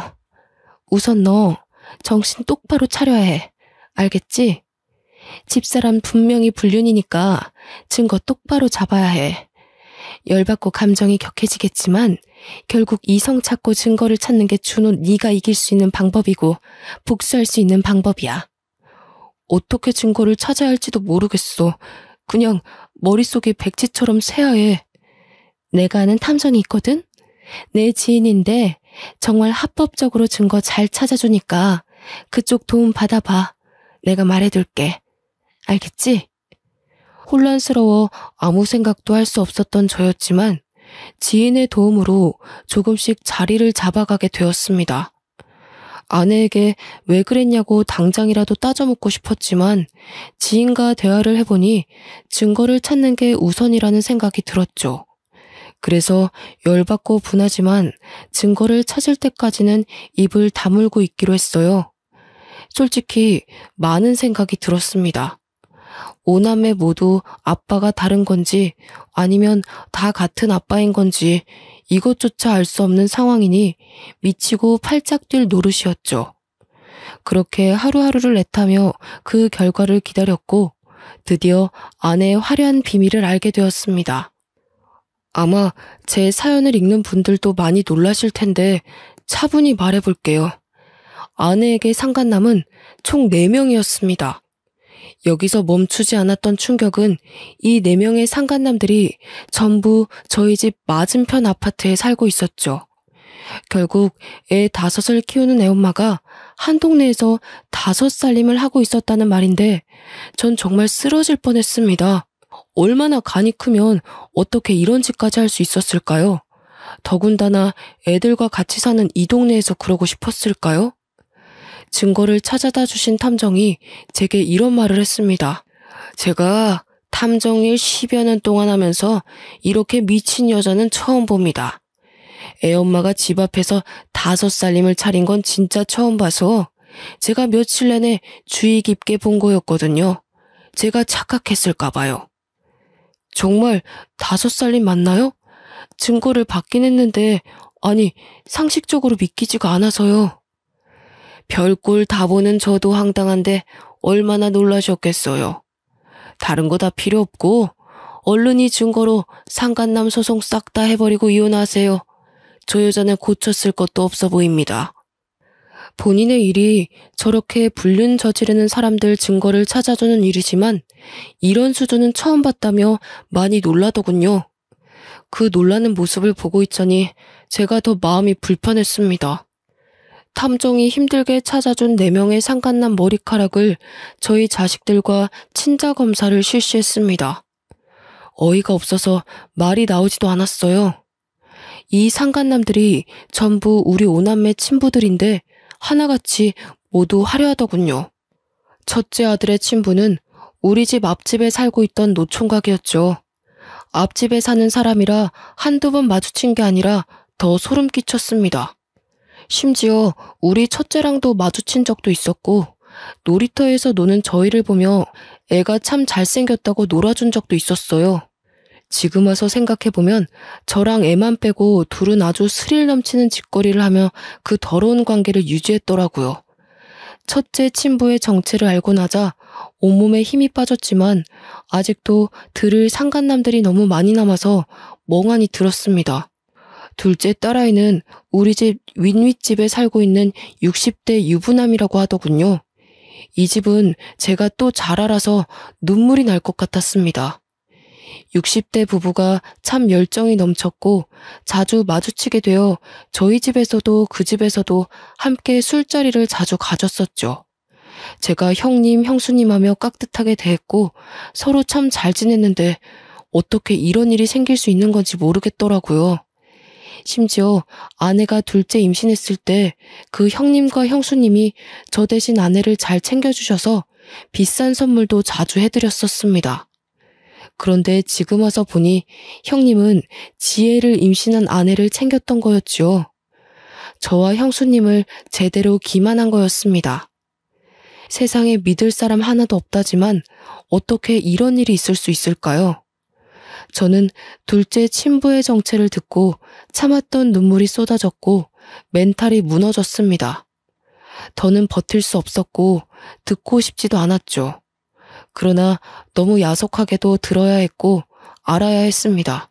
셋째, 넷째, 우리 쌍둥이들 친부는 맞은편 아파트에 살고 있는 20대 건장한 청년인데 아마 눈마저 어떻게 불륜을 저지르다 애가 생긴 것 같았습니다. 그러다 관계가 유지가 되었던 것 같았죠. 이쯤 되니 아내의 능력에 무한한 박수라도 쳐주고 싶더군요. 마지막 우리 막내 친부는 아파트 헬스장에서 만난 30대의 몸 좋은 트레이너였는데 이건 제가 이어준 사이 같아서 절망했네요. 아내가 체력적으로 많이 힘들어하고 애들 보느라 답답해하는 게 마음이 불편해서 아파트 상가에 있는 헬스장이라도 가라고 돈까지 쥐어줬거든요. 가기 싫다는 아내에게 꼭 가서 운동하라며 다그쳤죠. 아내가 우울증이 올까봐 어디라도 나가서 조금 움직였으면 하는 마음이었는데 거기서 트레이너랑 눈이 맞아 막내가 태어날 줄은 몰랐죠. 노총각의 60대 유부남의 20대 청년의 30대 트레이너까지. 한 동네에서 이렇게 바람을 피는 것도 아주 대단하다 싶었습니다. 능력이 아주 좋은 거겠죠? 저는 자리를 깔아줘도 못할 것 같았거든요. 눈이 확 뒤집혔고 충격을 너무 많이 받아서 말도 제대로 못하고 있었는데 아내가 집으로 왔습니다. 한동안 외박도 말없이 하고 집안일은 아예 손을 떼버렸고 애들도 제대로 보지 않았죠. 아내가 오면 다툴 게 뻔했고 이 놀라운 사실을 애들이 듣기는 원치 않았습니다. 혹시 몰라 이웃집에 나눠서 애들을 맡겨뒀고 불 꺼진 집에 조용히 앉아있으니 아내가 놀라서 먼저 말을 하더군요. 아, 깜짝아. 뭐야, 집에 있으면서 인기척도 안 내고 불은 왜 다 끄고 있어? 애들은? 이게 뭐냐? 당신 눈으로 직접 봐봐. 아주 재밌던데? 뭐야? 당신 나 미행이라도 한 거야? 어떻게 이 사진들이 다... 내가 시간이 남아 돌아? 이딴 더러운 짓 하는 아내 미행이나 하고 다니게? 너 정말 화려하더라. 너무 더러워서 말도 못 꺼내겠다. 노총각의 60대 유부남의 20대 남자의 30대 트레이너까지. 당신 대단하더라. 여보, 그게 내가 다 설명할 테니까 기회를 줘. 응? 무슨 설명이 필요해. 애 5을 낳은 엄마가 한 동네에서 5살림을 하고 있었는데. 안 그래? 나 하나만 좀 물어보자. 나한테 대체 왜 그런 거냐? 내가 당신을 좋아해주니까 만만했어? 난 좀 머저리 같으니까 남편으로 두고 당신은 욕구 풀고 다닌 거야? 여보, 정말 그런 거 아니야. 웃기지 마. 뭐가 아닌데 대체. 애가 5인데 내 친자식이 한 명도 없다는 걸 어떻게 받아들일까? 어? 너는 내가 가만 안 둘 거야. 날 기만한 죄도 있지만 오남매들 인생도 꼬이게 한 죄값 내가 받게 해줄 거라고. 애들이 당신 실체를 알아봐. 얼마나 충격 먹겠냐? 어? 나도 애들이 누구 애인지 몰랐다고. 한두 명이어야 나도 계산하지. 한 명도 당신 친자가 없는 건 나도 몰랐다고. 아, 물론 섞인 건 알았지만 진짜 몰랐다고 나도. 미친 소리 하고 있네. 당신이 사람이냐? 짐승이지. 입이라도 다물고 있어. 추하다 당신. 아내와 대화를 했지만 역시 말 같지도 않은 소리를 하며 저를 더 열받게 했습니다. 애들 아빠가 섞인 건 알았지만 누가 누구 아이인 줄 몰랐다는 말을 듣고 충격을 받을 수밖에 없었죠. 거기다가 친자가 하나도 없을 줄 몰랐다는 말에 전 기함을 토했습니다. 더는 아내를 상대하고 싶지도 않았고 저는 정신을 바짝 차리고 아내에게 복수를 했어요. 저렇게 개념 없는 아내에게도 약점이란 게 있었습니다. 바로 교수인 장인과 교감인 장모였죠. 워낙에 엄격하신 분들이라 이 사실을 알면 제가 뭘 하지 않아도 난리가 날 걸 알고 있었고 그걸 노렸어요. 장인 장모님께 드릴 말씀이 있어서요. 거두절미하고 이 사진들 좀 보세요. 자네 지금 이게 뭐 하는 겐가? 갑자기 찾아와서 무슨 이런 흉측한 사진들을. 이거 지금 우리 아영이가 맞나? 바른 대로 말해보게. 네, 맞습니다. 저희 동네에서 5살림을 하고 있었더라고요. 우리 첫째 아빠는 앞집 총각이고 둘째 아빠는 윗윗집 60대 유부남입니다. 그리고 둥이들 아빠는 맞은편 아파트 20대 남자고 막내는 아파트 헬스장 30대 트레이너예요. 한마디로 제 자식은 하나도 없다는 말입니다. 뭐야? 이게 사실인가 자네? 네, 사실이죠. 곧 그 사람도 올 겁니다. 제가 미리 선수 쳐서 온 거예요. 제가 이걸 보여주니 미안하다고 비는 것도 아니라 뭐라는 줄 아세요? 애들이 섞여 있는 줄은 알았지만 누가 누구애인지는 몰랐다고 하던데요. 심지어 제 친자식이 아예 없을 줄은 몰랐다고 변명까지 했습니다. 이런 망할 것 같으니라고. 당신 뭐해? 당장 전화해서 집으로 튀어오라고 해. 안 그래도 전화 중이에요. 모든 얘기를 듣고 증거들을 본 장인 장모는 난리도 아니셨죠. 교육자 집안에 이런 오점은 있을 수 없다며 아내를 호적에서 파내고 쫓아냈습니다. 아내가 와서 빌고 또 빌었지만 어느 정도 수준이 돼야 용서도 해주는 것이라며 이 정도 수준은 용서조차 구하는 것이 잘못이라고 하셨죠. 역시 제가 본 장인 장모님답게 팔이 안으로 굽지 않고 현명하게 대처를 해주셨어요. 장인 장모의 돈이 없으면 개뿔도 없는 아내이기에 아내는 빌고 또 빌어야 했습니다. 그럼에도 불구하고 장인 장모는 아예 아내를 쳐내버렸고 저 역시 법적 대응을 시작했죠. 이 시간이 제게 너무 힘든 시간이었는데 장인 장모가 수없이 찾아와 사죄했습니다. 아내를 잘못 키웠다며 너무 미안하다고, 사위 인생 박살내서 면목이 없다며 참 마음이 아플 정도로 우셨습니다. 아내가 정신을 못 차리니 두 분이 부모인 죄로 대신해서 사죄를 하고 싶다고 하셨죠. 사실 두 분 잘못이 뭐가 있겠습니까? 저 역시 두 분께는 악감정은 없었기에 그만하셔도 괜찮다고 늘 말을 했습니다. 아내와 법적으로 다투던 것들이 이혼뿐 아니라 많고 다양한 상간남 소송을 전부 하고 있었고 양육권 문제도 있었죠. 사실 제 친자는 하나도 없는 우리 오남매는 아내가 키우는 게 맞긴 합니다. 그러나 저런 능력도 없는 아내에게 오남매를 보내고 싶지 않았어요. 애들 미래가 어떻게 될지 뻔히 보였습니다. 거기다 아무렴 키운 정이 있고 내 새끼들로 여태 키웠는데 친자가 아니라고 해도 도저히 오남매를 버릴 수는 없었습니다. 그래서 제가 오남매를 키우기로 했고 법정에서도 경제적 능력이 있는 제 손을 들어줬습니다. 여기서 오남매의 의견도 물어봤는데 어느 정도 사실을 알게 된 오남매 모두가 저와 함께 살고 싶다고 의견을 냈죠. 긴 싸움 끝에 아내에겐 위자료를 받고 이혼을 끝냈고 상간남 소송도 전부 승소해 위자료를 아주 두둑하게 챙겼습니다. 우픈 얘기지만 상간남이 많으니 위자료만 해도 억소리가 나더군요. 거기다 아내는 제게 오남매 양육비를 매달 줘야 했기에 막막할 겁니다. 경력 단절에 능력 부족인 아내가 무슨 일을 할 수 있을까요? 큰 사건을 겪었고 슬픈 진실을 알게 되었던 저와 오남매는 오히려 이전보다 더 돈독해졌습니다. 누구 자식들인지 충격이 컸을 텐데 더 씩씩하게 지내줘서 참 고마운 거 있죠? 아내와 살았던 기억을 전부 잊어내고 싶었고 5살님이나 차린 그 동네에서 오남매와 살기 싫었기에 저희는 기회 삼아 더 좋은 집으로 이사를 했어요. 이사 후 이모님들 도움을 받아서 살림과 아이들 양육을 하고 있지만 또 큰애들이 동생들을 잘 돌봐주기도 해서 저는 걱정 없이 돈을 벌고 있습니다. 그리고 끝까지 사죄하시던 장인 장모님이 아내는 버렸지만 오남매와 저를 놓지는 못하셨어요. 제가 일이 바쁜 것도 알고 오남매를 엄마 없이 키우려면 얼마나 신경을 많이 써야 하는지 아셨기에 따뜻한 손길을 내밀어 주셨습니다. 간혹 이모님들이 사정이 있거나 하면 두 분이 오셔서 오남매를 봐주시기도 하고 오남매 각자에게 통장도 지어주시고 노력을 많이 하고 계세요.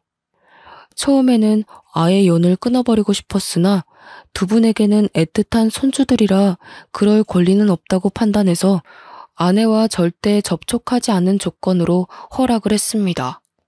이렇게 오남매와 새로운 터에 자리를 잡고 다시 여유가 생기니 문득 전처가 어떻게 지내는지 궁금하더군요. 그런데 아내의 소식을 윗윗집에 살던 형수님께 들었습니다. 제가 상간남 소송을 하면서 유부남이었던 둘째 친분에도 풍비박산이 났거든요. 형수님과 함께 서로 울면서 참 고통을 겪어냈었는데 1년이 지나고 전화 한 통이 왔었죠. 잘 지내고 있지? 애들도 괜찮고? 너도 괜찮은 거지? 네, 저희는 이제 안정을 되찾았어요. 그나저나 형수님은 괜찮으세요? 나는 거기 싹 정리하고 이혼하고 위자료 두둑하게 챙겨서 공기 좋은 곳에서 조용히 살고 있어. 다음에 애들 데리고 놀러와. 쉬고 싶을 때. 잘하셨어요. 너무 충격받으셨을 텐데 형수님도 마음 놓고 편하게 사세요. 다음에 꼭 놀러 갈 테니까 그때까지 건강하셔야 해요. 참, 애들 엄마 소식 들었거든. 여기 살림 차린 상간남들 전부 버렸다고 하더라. 상간남 소송하면서 직장에 소문나서 잘린 사람도 있었고 우리처럼 이혼한 집도 있고 뭐 그래서 그런지 하나같이 다 버렸다고 하더라고. 아, 그래요? 그거 참 잘 됐네요. 쌤통이네요. 더 쌤통은 친정에서도 버림받았잖아. 그래서 지금 오갈 곳도 없고 돈도 없어서 숙식 제공해주는 식당에서 설거지하고 뭐 그런가 봐. 5살님 하며 화려하게 살던 게 아주 꼴 좋더라. 우연히 들은 전처의 소식은 한편으로는 불쌍하면서도 쌤통이었습니다. 그러게 조용히 잘 살지 왜 그렇게 무모한 짓을 해서 팔자에도 없는 고생을 하며 살까 싶었죠. 저는 지금도 앞으로도 오남매만을 위해 살 겁니다. 주변에서는 그렇게까지 왜 책임을 지냐고 하지만 누가 뭐라고 해도 제 자식들이거든요. 제 사연을 끝까지 봐주신 분들도 왜 친자가 아닌데 키우냐는 말보다는 오남매와 제 앞날을 응원해 주시길 바랄게요.